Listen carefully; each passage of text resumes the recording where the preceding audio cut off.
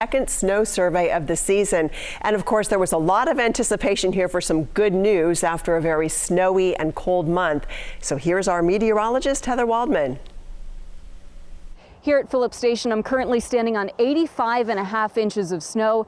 That's 193% of average for this date. And statewide, the snow picture is looking even better. Water managers with the Department of Water Resources say this is exactly what California needs to break away from several years of drought. Over the past month, 9 storms combined to double the statewide snowpack. Today, snow water content is at 128% of the April 1st average. That's the date when water managers anticipate the greatest amount of water in the snow in a given year. Yeah, we're cautiously optimistic, knowing how much snow we actually have here today. But, it is only February 1st.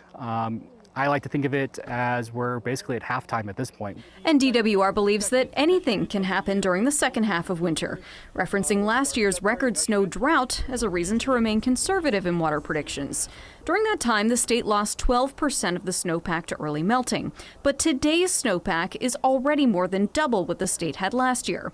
Dr. Andrew Schwartz with the Central Sierra Snow Lab says we can expect this year to finish in good shape, even without more big storms. If we don't get much more snow and our temperatures stay relatively low, we should be able to finish at or above average because of the wonderful snowpack that we already have. But of course, more is always better. Do we need more? Absolutely. We dug a big hole over the last 3 years with not that much snow and rain, so every little drop counts at this point. That's especially true for the Central Valley, which heavily relies on groundwater rather than reservoirs. It is going to be really important to do everything we can to recharge the groundwater basins, especially when we have these significant excess conditions. But it's likely going to take years of similarly active weather to build that storage back up. So while some regions of California could soon see an end to the drought emergency, others may lag behind for some time, regardless of this year's snowmelt.